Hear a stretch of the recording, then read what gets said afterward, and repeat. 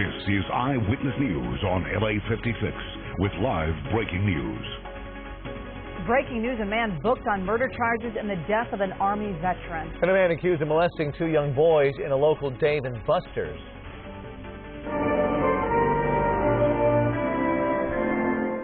From the Port of Los Angeles to the Inland Empire and everywhere in between, Southern Californians take this day to honor all those who have served our country. Good evening, I'm Colleen Sullivan. And I'm David Ona. Welcome to Eyewitness News on LA56. And we begin at this hour with breaking news. The LAPD has arrested a suspect in the murder of Francisco Garcia. He's a young Army veteran who was shot and killed early Sunday morning in Sylmar. That suspect is now being booked on murder charges. Earlier today, he was arrested as a person of interest while driving with his parents in Sylmar. 21-year-old Francisco Garcia was shot and killed after leaving a party early Sunday morning. As for the man now being booked on murder charges, his name has not been released as the investigation is ongoing. Police first arrested him after learning he may have information related to the death of Garcia. The veteran's family is speaking out about the arrest, and we will hear from them at 8:30 in a live report. A suspected molester arrested, accused of fondling a 10-year-old boy in a restroom at an Arcadia mall, and it may have happened before. Tonight, investigators are looking for other potential victims.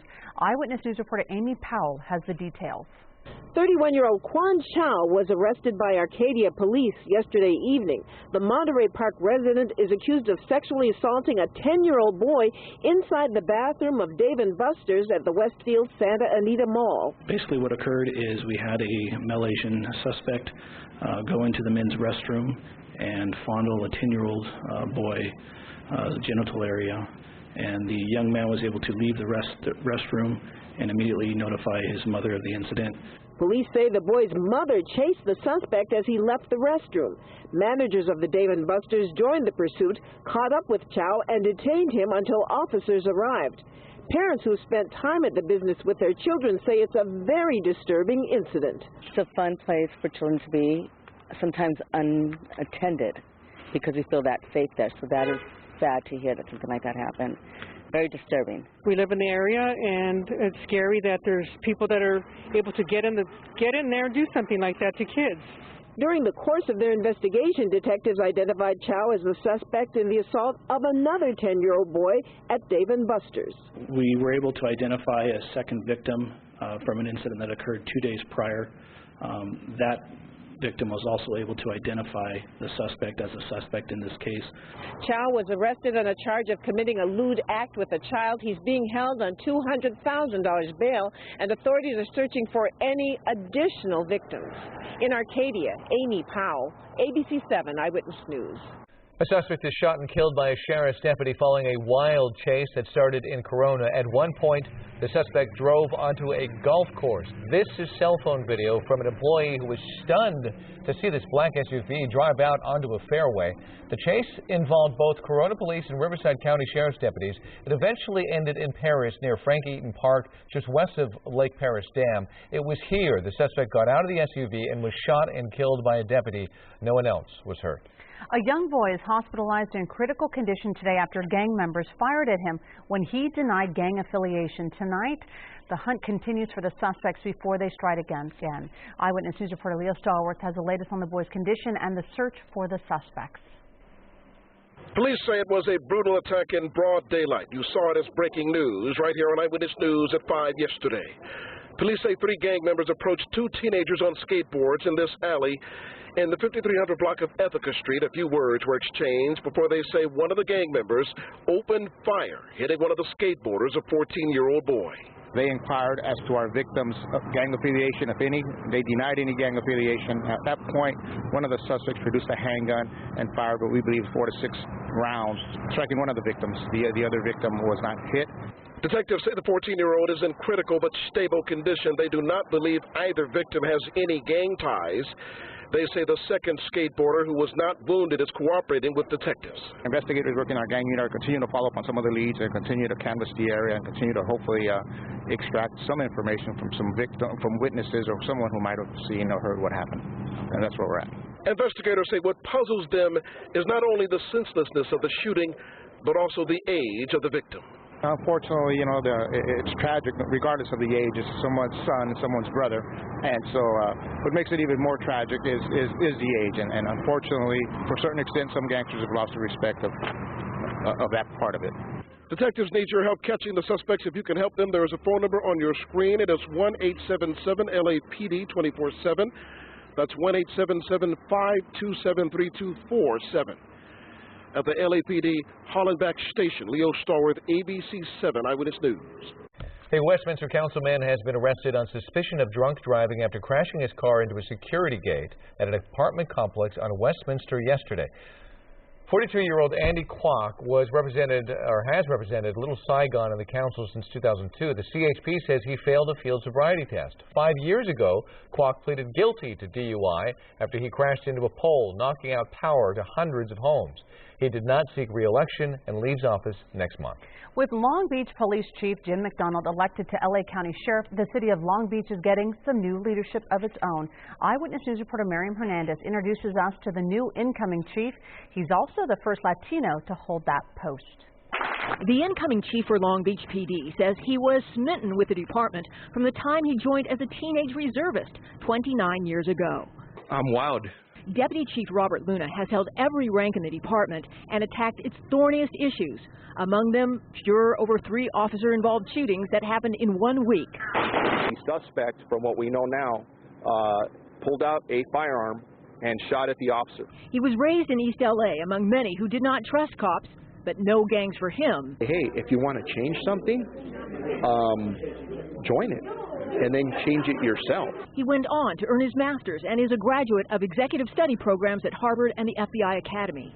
His dream began at age 5. I used to watch police shows like Adam 12.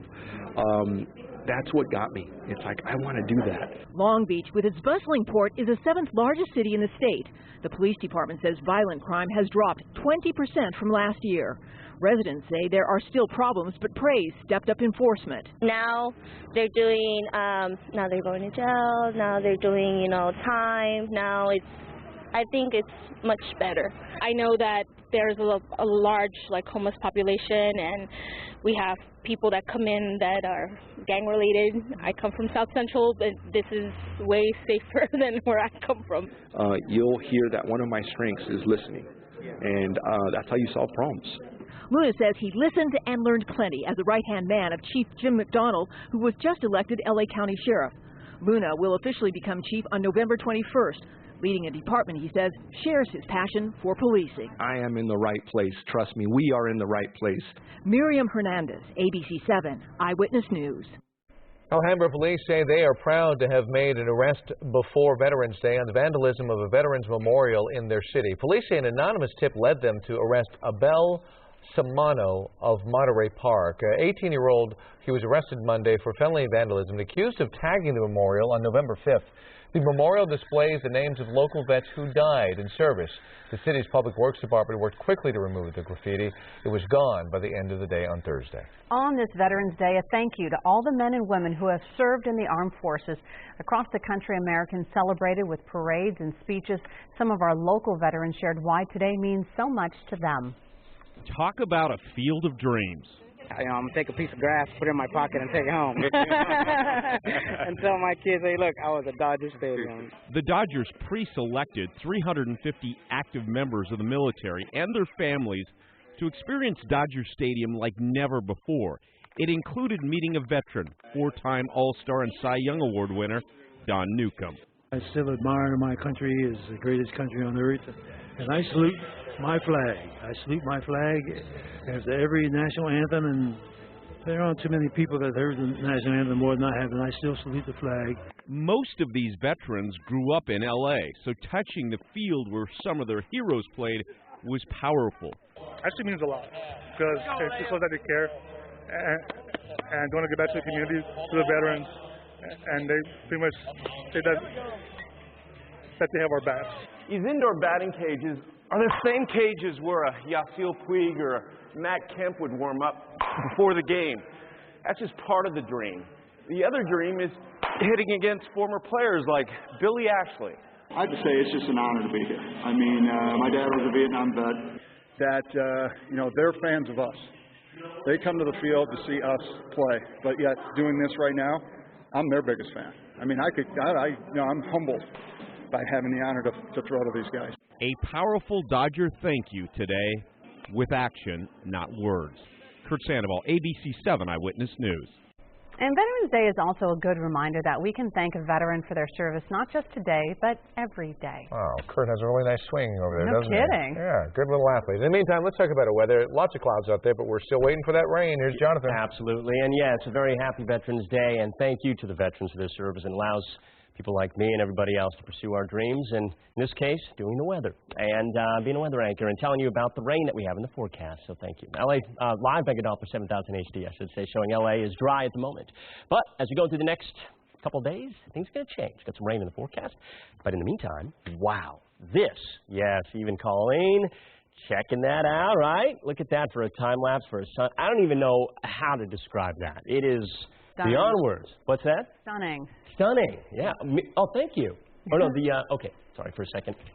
Yes, the time lapse. So, okay, we've got more of that coming up, so you want to stay tuned to the full forecast. I've got several of those tonight, really fantastic time lapses. Today was 69, but we got some changes ahead. Cool weather for tonight. Clouds rolling in, rain in the forecast. Details in your 7-day in a few minutes. Stick around for it. All right, Jonathan, we'll see you in just a few. Okay. Still ahead, he lost his son, daughter-in-law, and grandchildren tonight. The first time Patrick McStay speaks out. Plus, a boy falls more than 200 feet down a cliff and survives. Tonight, we hear from a rescuer. And the first dance that just might bring you to tears. We'll be right back.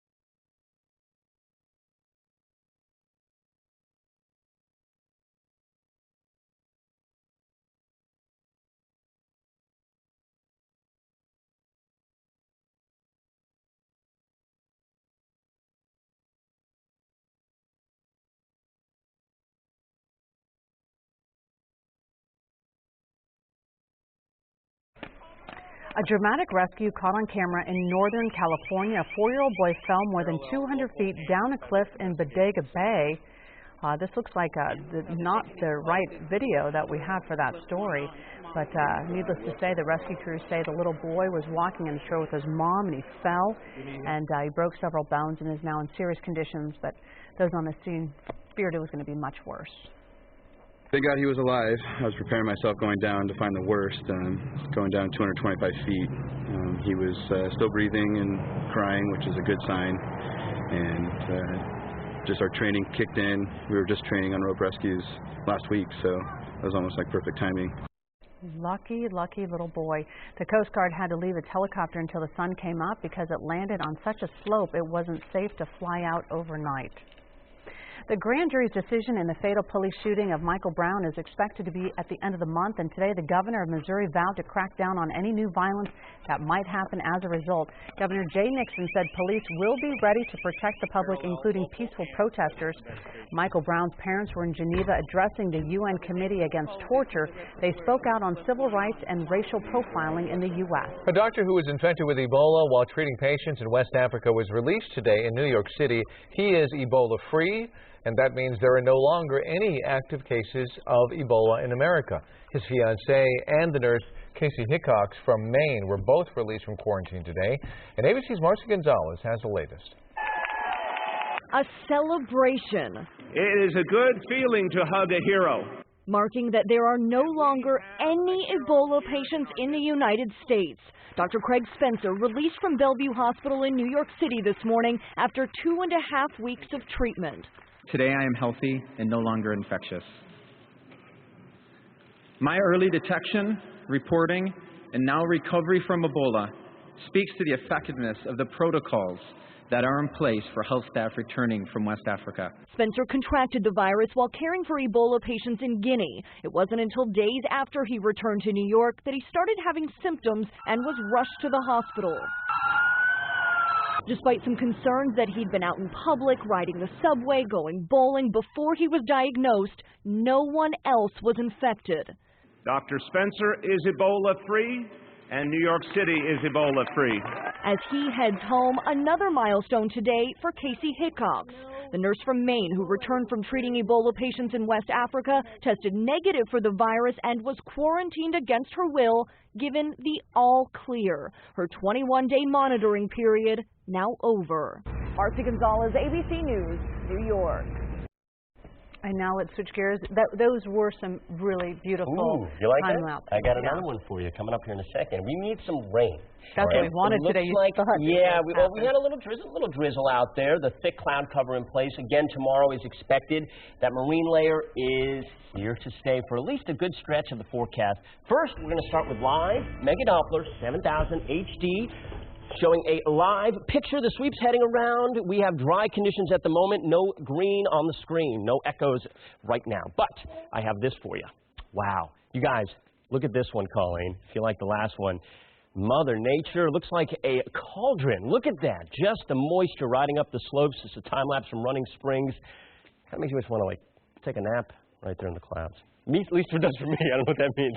Visible satellite imagery, another depiction, shows that marine layer really pushed in to just about everybody up to the inward mountain slopes there, all through the pretty much the morning into the afternoon. There were some breaks in the clouds, but overall it was a mostly cloudy day. You had barely any sunshine. Tomorrow will be very similar. 64 right now in Long Beach. Let's get to the current conditions that get you out the door if you're heading out tonight anywhere. 60s pretty much across the board. You got 63 Ontario and Santa Monica, 65. Good evening to you in Oxnard, and 65 Palm Springs. So high pressure has weakened, and that's allowed that onshore flow to kick in. By the way, there's that big plunge of cold Arctic air off to the north and east of us. It's going to be impacting the rest of the country. For us, it will be cool. It will be below average, and it will be a little wet in the forecast, but nothing that is going to be bone chilling. This is that ridge that's continued to break down. Big trough of low pressure off to the west of us, keeps bringing that onshore flow, keeps the marine layer in place, the cooler weather, and this, a cold front.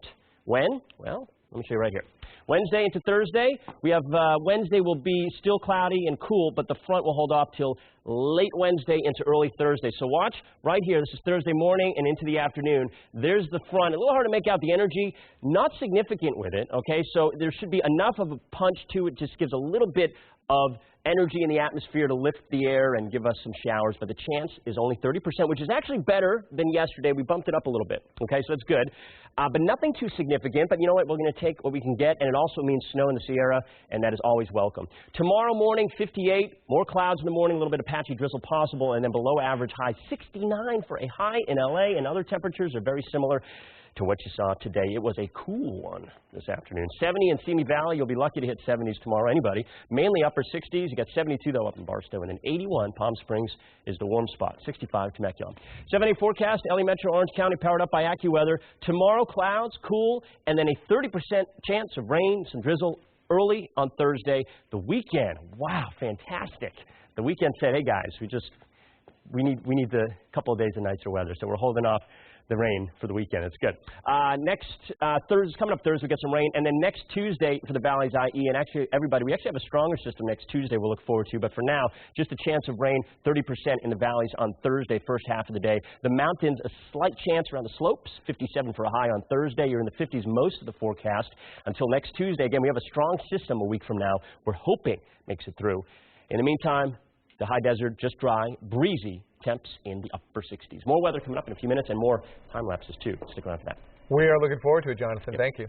We all know Southern California has the worst traffic in the country. Still ahead, the day of the week that traffic rates the worst. Plus, a veteran goes above and beyond to surprise his wife on their wedding day. The incredible story next.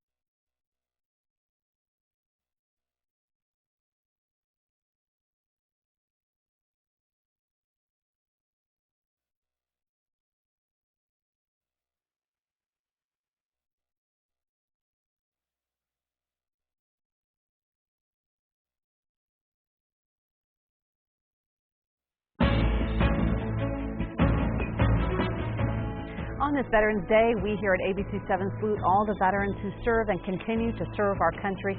Here is a look at some of the many photographs, past and present, members of the U.S. military sent us by Eyewitness News viewers like you. And you can see even more of the photos on our website, ABC7.com, and our Facebook page.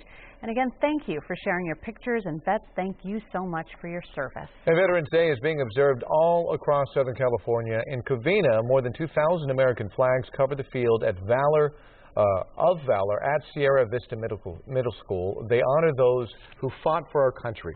The Covina Rotary Club started the field 2 years ago. Organizers call it an act of love for all veterans, past and present. As I walk amongst those flags, it is very, very special and very uplifting, and it's an honor to be amongst the veterans that are here today. I'm always proud just to be an American, and especially be an American Marine. The majority of the flags are sponsored and specifically dedicated by groups and individuals honoring a friend or family member. The money raised benefits veterans around Southern California. More than $35,000 has been raised this year. One of the best wedding surprises you will ever see, from a veteran to his wife on this Veterans Day.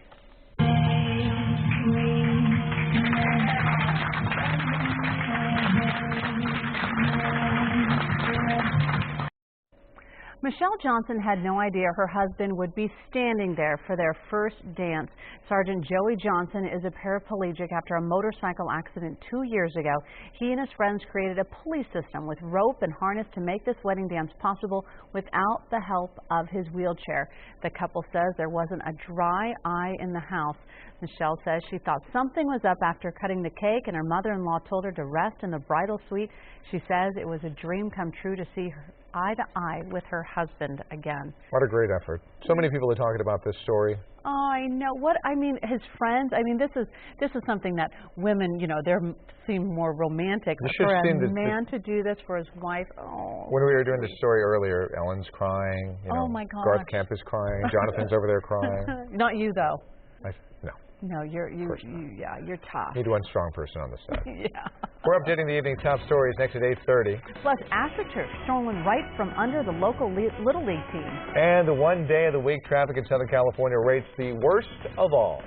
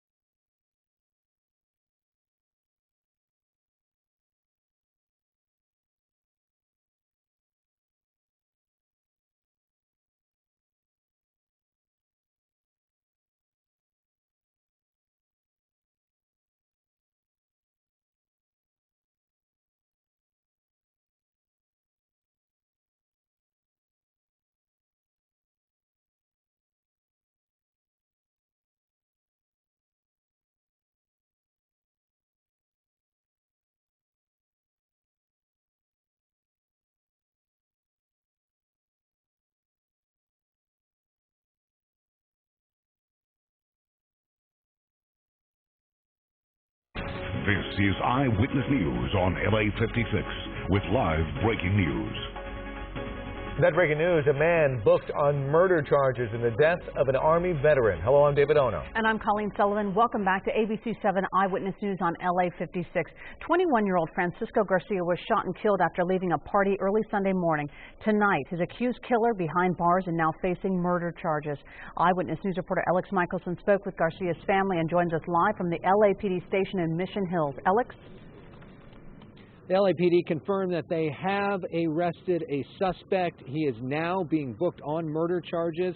They first picked up that suspect as a person of interest earlier today while he was driving with his parents, and they've now determined that he is, in fact, a suspect in this murder. We have some video we want to show you from Sylmar. This is the crime scene.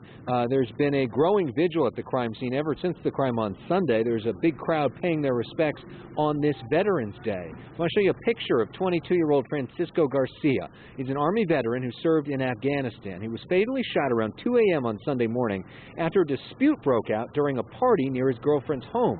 Garcia's family told me tonight that they were relieved to hear about the police's action. If it's the person I think it is, well, I'm glad they caught him. The person should be punished to the fullest. Who do you think the person is? Well, I think maybe what I've heard is maybe a friend of his. I guess they had a problem, altercation, and they feuded to this point, I'm glad that they got somebody, but it's just, there's nothing we can do to bring him back. Again, the breaking news, police announcing that there has been an arrest in the murder of Francisco Garcia. We just spoke with police. They are not yet releasing the name of that suspect, but they did say that he is currently being booked at the Van Nuys jail. Reporting live from Mission Hills, Alex Michelson, ABC7. Eyewitness News. Alex, thank you. Southern California has some of the most congested freeways in the nation, but could the day of the week actually have an impact on your drive time? As Eyewitness News reporter Rob Hayes tells us, yes, the answer is the answer to that question. Los Angeles may be the city of angels, but on its freeways, a devil lurks. Traffic. Oh, it's pretty bad. It's bad. That's bad. It's getting worse and worse every year. LA has one of the worst records of traffic in history. Julie Mosler should know. She's the spokesperson for Waze, the free navigation app that helps drivers avoid traffic backups. And she'll tell you, judging by the speeds of their users, one day in particular is the worst for LA motorists. Thursday is the slowest day. It's the day that they're crawling all over, whether it's highways or side streets. Or any flat surface. Waze found that Fridays seem to have the most accidents reported by its users, and no surprise, weekends are the best days to drive. But take an informal poll of LA area drivers and you most likely will find a disparate collection of bad traffic days. Some agree that it's Thursday. Others insist it's Monday. But most people's favorite day is often cited as their worst driving day. Friday. Friday's always the worst. Friday afternoon, getting home. Everybody wants to get home, get to their weekend, right? So Friday's bad.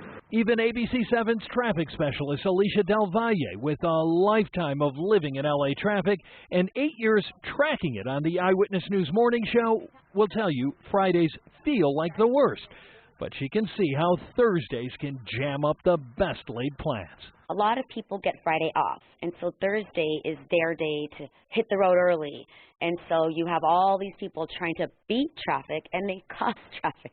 And while driving on holidays is often a breeze, Alicia says it most likely will be short-lived. The day after a holiday tends to be really bad. It's almost like drivers got the day off and they forget how to drive. It's really awful out there. But bad traffic days or worse traffic days, pretty much everyone agrees there aren't enough good traffic days.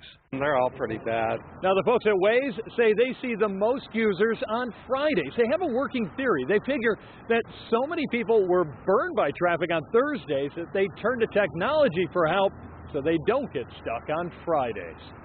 In Elysian Park, Rob Hayes, ABC7 Eyewitness News. Yeah, we're all in disagreement on that. Saturdays for me are the worst. Yeah, I do agree so. Thursday night's pretty bad too. For help with your commute, download the free ABC7 app. It will give you access to traffic information. And download the app from the iTunes App Store, Google Play, or Amazon. Some AstroTurf at Tahunga Little League has been stolen. It was set aside to create a field for the youngest players. Now the group is scrambling to replace it. Eyewitness News reporter Sid Garcia reports. For a year and a half, this former parking area was covered with artificial grass for 4-, 5-, and 6-year-old T-ballers. I was playing on the turf because I was playing real beach ball because I liked the grass and I saw the grass all gone. What did you think when you saw that it was gone? Mad. Bad. Tahunga Little League officials say sometime last week thieves made off with all of the artificial turf. Ridiculously devastating. really was, it's sad. The kids, you know, they look forward to this, and it's not available to them now. The LAPD is investigating but has very little to work with. There are no security cameras here. League officials are now trying to raise about $3,000 to replace the stolen turf. Their goal, to have it in place by next spring. I want my grass back because it makes me sad because now I won't feel safer when I play over there. We've been trying to do something for our T-ballers for a long time, and yeah, it's very frustrating coming in and seeing that it's gone, knowing that we had a nice area for them to play, remembering them playing on that area, and you know, now it's just a pile of little pebbles. So far, the league has raised nearly $800 to replace the stolen turf. Sid Garcia, ABC7 Eyewitness News. What a shame. Well, a pastor at Zion Living World Christian Center in San Fernando has been sentenced in a Ponzi scheme that cost investors millions. Louis Cerna pleaded guilty to bilking 82 people out of as much as $7 million. The scheme involved soliciting loans from Spanish-speaking victims. Today, a judge sentenced Cerna to 10 years in federal prison and ordered him to pay more than $4 million in restitution to those he swindled. LA taxpayers will have to foot part of the bill for the Made in America Music Festival. Aides for Mayor Eric Garcetti say Live Nation, which staged the event in August in Grand Park, is paying $500,000 of the tab, and that leaves the city to pick up the rest, which is about $170,000. Expenses include police patrols, street closures, and trash removal. Mayor Garcetti says the event is a benefit to the city and shows LA is capable of hosting a huge outdoor event. As many as 18,000 nurses are striking Kaiser Permanente facilities in Northern California over concerns about inadequate staffing and better safeguards against Ebola. The strike is expected to last 2 days and affect 21 Kaiser hospitals and 35 clinics. Kaiser says it is well equipped to handle any potential Ebola cases. Kaiser says its facilities will be open, but some appointments may need to be rescheduled. The union says Kaiser is using replacement nurses. The daughter of Joan Rivers, outraged after hearing the New York clinic where her mother went into cardiac arrest made errors in its treatment of the late comedian. The state report found the clinic, quote, failed to identify deteriorating vital signs and provide timely intervention. Attorneys for Melissa Rivers says she's outraged by the misconduct and mismanagement now shown to have occurred and will work to ensure the safety of future patients. Yorkville Endoscopy has until January 7th to fix the problems or it may lose its Medicare accreditation. The clinic says it has submitted a plan addressing the issues. Rivers was undergoing a scheduled procedure in August when she went into cardiac arrest. She died 1 week later. Still ahead, the Dodgers open their doors to honor those who serve our country. And on this Veterans Day, we take a closer look at how World War I changed how wars are fought. How early is too early to line up for Black Friday? Well, here they are. I'm Rob McMillan in Beaumont. We'll have that story coming up. That is early.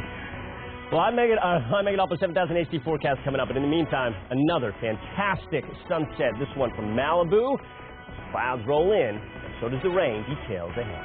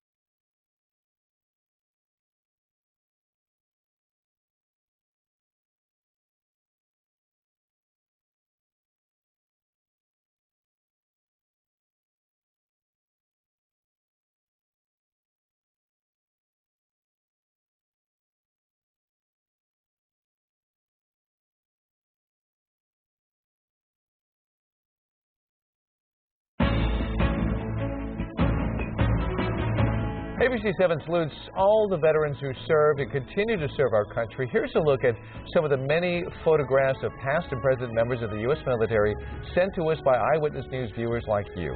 And if you'd like to see more of the great photos, go to ABC7.com or our Facebook page. And thank you for sharing your pictures, and thank our vets. Thank you for your service. Those are some great photos.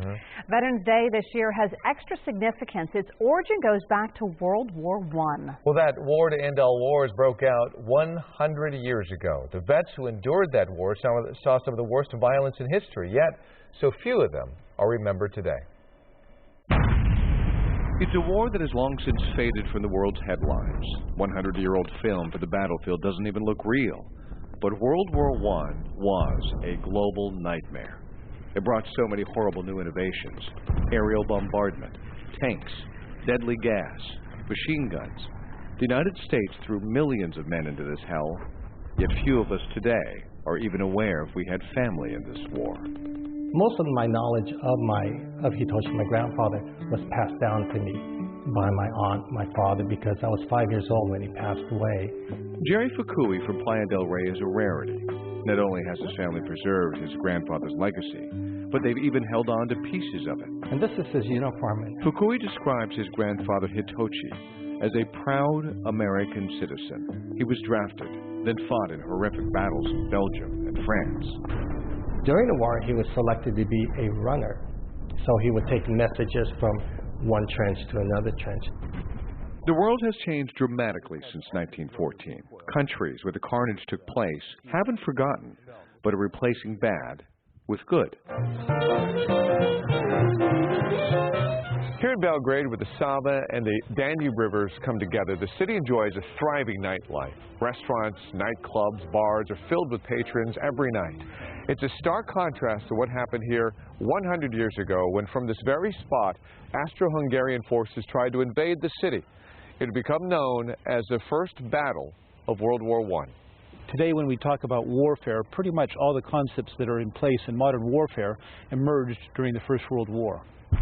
It would be just the beginning of overwhelming violence in the region.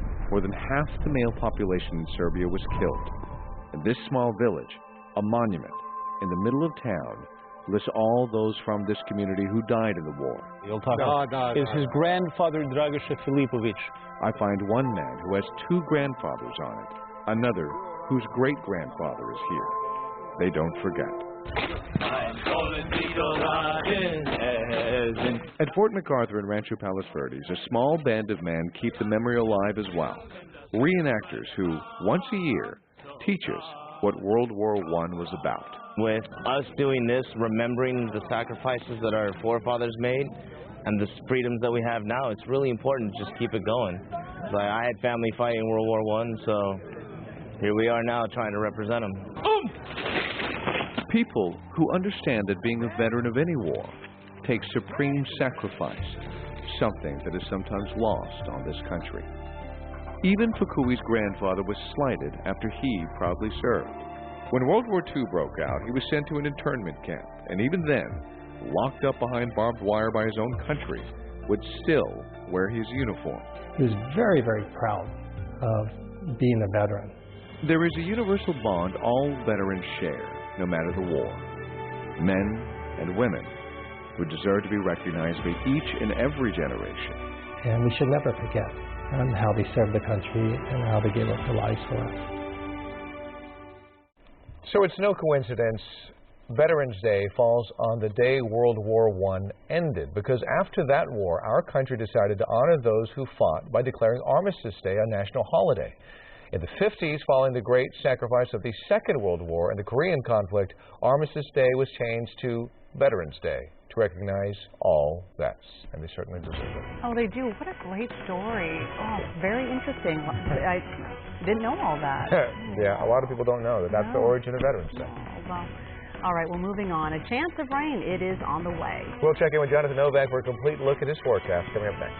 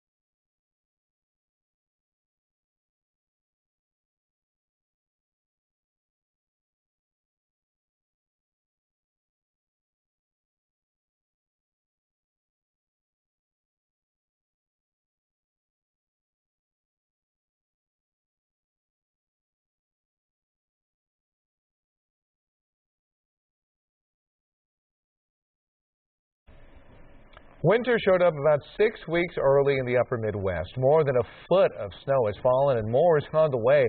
This is a result of a major Arctic storm that swept through Alaska over the weekend and is now making its way east.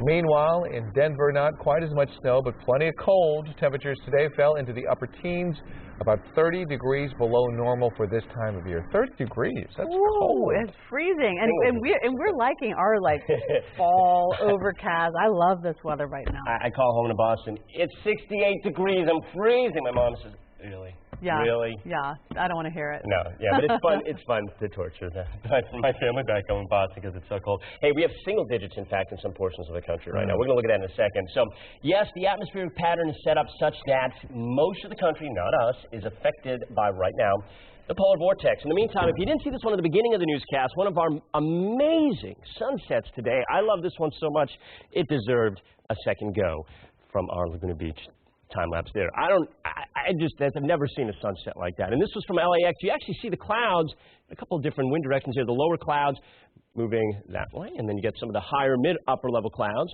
moving in different directions. So it's kind of a cool thing to see as we see a little bit of an unsettled type of pattern going on here in the next few days. We're dry right now, live mega Doppler 7000 HD, but we have that onshore flow for the most part, and that's bringing that moisture in at the lower levels, and we have that marine layer really in place. It's going to come back tonight and stick around for tomorrow. We get 60s abound, the whole area except for the mountain areas in the 40s and 50s. A cool night, a cloudy night. Not as cold as portions of the plains and down through the Midwest. You see Billings is at 3 degrees right now. This is a big dip in the atmosphere right here. This big trough, a low pressure that is pulled in, sort of pulled in, or you could say the opposite. You could say that the Arctic air is pushed south, really, is what happens. And in the meantime, we're on the west edge of it, and we have this weak ridging off to the west, and we get that onshore flow around it. That high pressure that brought us some of the warmer weather last week really has been broken down and overtaken by some onshore flow. This brings you through Wednesday. The future rainfall showing you the clouds and the rain. For tomorrow, some clouds through the area to wake you up. The rain, chance of rain, early Thursday. This is at 4 a.m. This is a cold front. Notice the green showing up in the northern portion of the state all the way down to the central coast. Rain and snow for the high Sierra. For us, a slim chance, 30%. For that front to squeeze out a couple of showers early Thursday. Otherwise, it's looking like this. Cloudy and cool tonight. We'll keep it dry tomorrow, maybe a little bit of patchy drizzle. Temperatures 34 in the mountains. 70 forecast. Let's get to it. All right, tomorrow and Thursday, upper 60s for highs and a chance of some showers on Thursday, 30%. It's a little better than yesterday. We had 20%, so we're a little more optimistic of that. The weekend's looking fantastic. Next week, next Tuesday, we're hoping, and it looks like right now, it's a little ways off, we get a stronger system to come through, more winter-like-esque. And we're not there yet, but, it's going to feel like it. Thursday, chance of rain in the valleys, i.e. 30%.